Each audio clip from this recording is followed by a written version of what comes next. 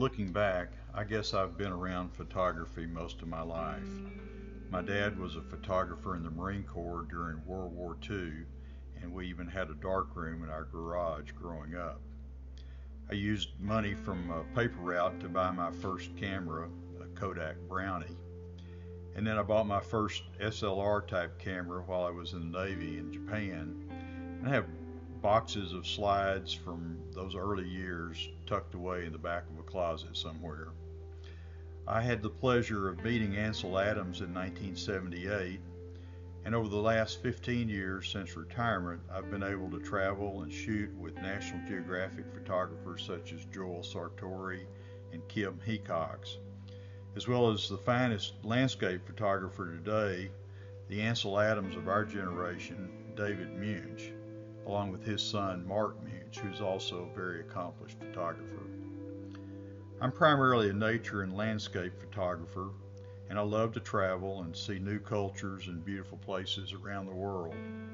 Thus, the theme of this exhibit, Vistas and Voyages, seemed appropriate.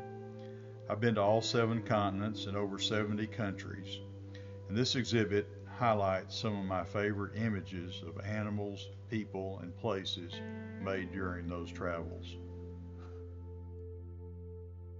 The first part of this wall is primarily animals, but has a distinct African flavor with the iconic African landscape and more than half the animals being from Africa. There are also animals from Alaska, Guatemala, and China. The other part of the wall is primarily architecture or landscapes in which man has had an influence.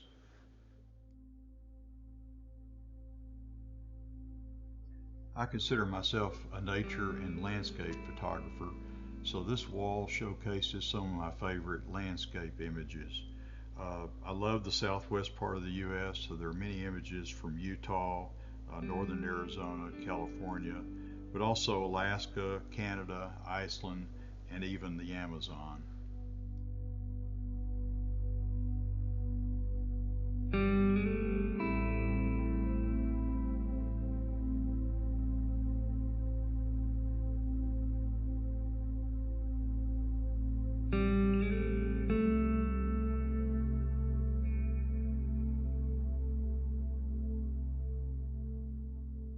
This wall contains portraits of interesting people I've seen or met around the world.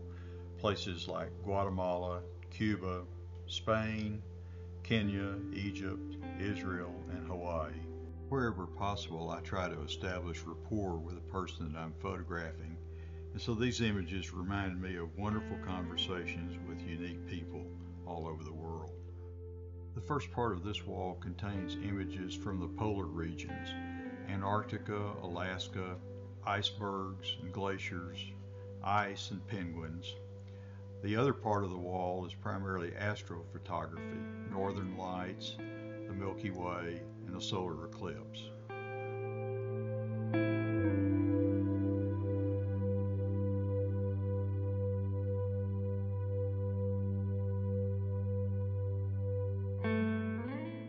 This image was taken in Kenya's Aberdares National Park after an intense rainstorm had passed and the setting sun finally broke through the thick layer of angry clouds. The rutted red dirt road made a perfect leading line to the iconic acacia tree, which was silhouetted by the orange sky. I'll always remember having David Munch standing over my shoulder, watching me process this image on my computer and getting excited about what he was seeing.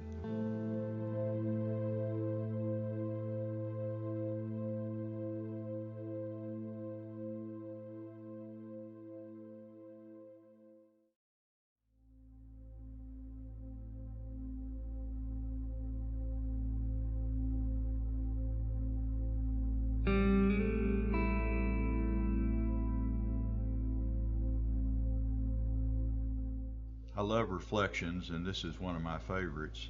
The Jin River flows through the center of Chengdu, China. Several bridges there cross the river and at night are lit with brightly colored lights. This is called the Yanshun Bridge, and it's designed to look like a Chinese pagoda. A popular restaurant, I think, is housed inside.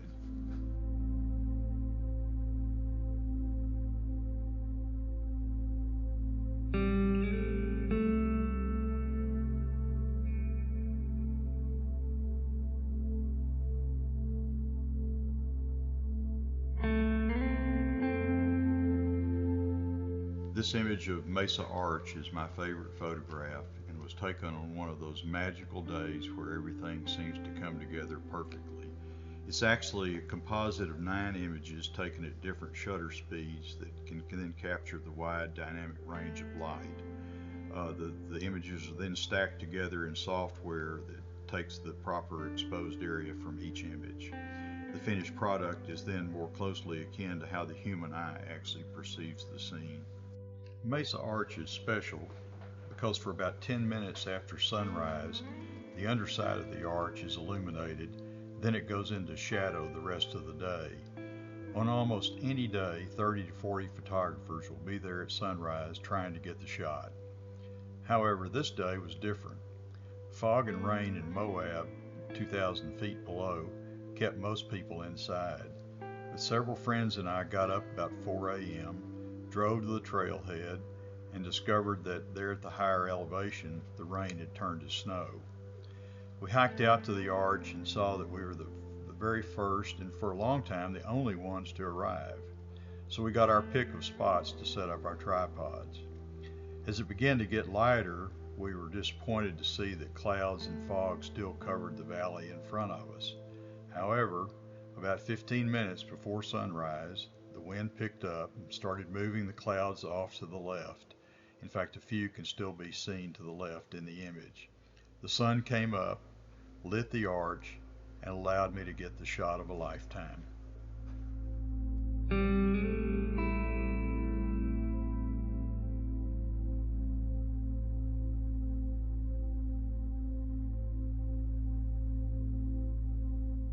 A lesser known geologic formation at the wave is known as the second wave. Kind of looks like soft swirl ice cream, and it's best photographed late in the day when the low angle of the sun throws the area behind the second wave into deep shadow. The high contrast in the shadows also help emphasize all the delicate swirls in the rocks.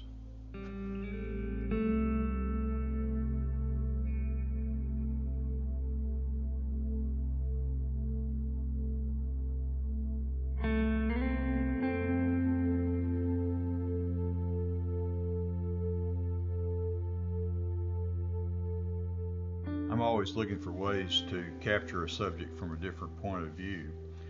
For this image, I lay on the ground and ask a group of Maasai warriors to form a circle around me. Technically, it's a very difficult photograph to expose for the dark faces in shadow against the bright backlit sky.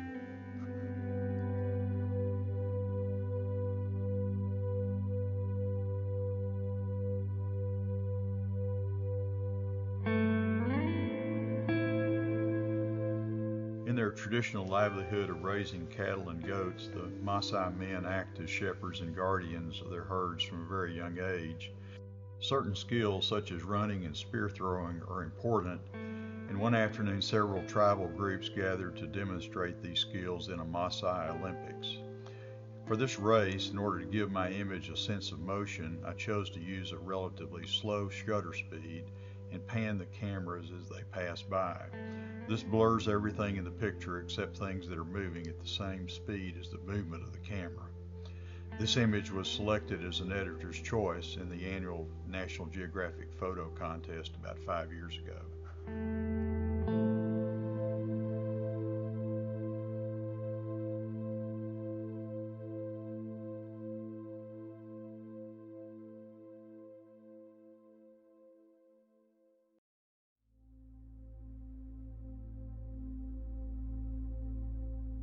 This image is a good example of the application of a compositional technique called the rule of thirds. A composition is more pleasing when important elements in the image are placed on or at the intersection of imaginary lines that divide the frame into thirds both horizontally and vertically, kind of like a tic-tac-toe board. Here the horizon line is on the upper third and the penguins at the intersection of the right third and lower third. Also, having more empty space on the left side of the frame emphasizes the direction in which this penguin wants to go.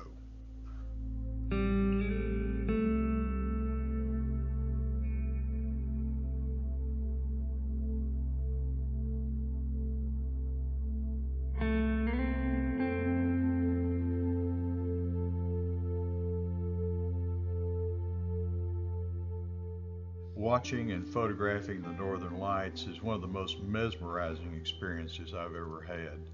They're hard to describe. They're not like clouds, but it's more of an electronic thing where the lights pulse in intensity and move quickly in waves and curtains across the sky. Green is the most common color, and also yellow and occasionally magenta are also seen.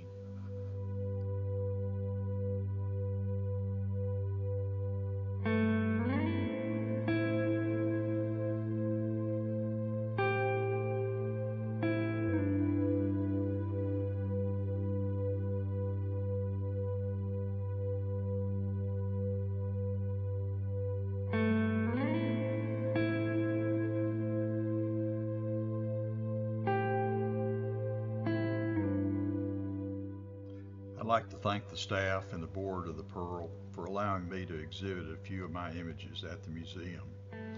I've been so blessed with the time and ability to travel and see so much of this amazing, beautiful world that God's created, and it's an honor and a privilege to share His handiwork through my images.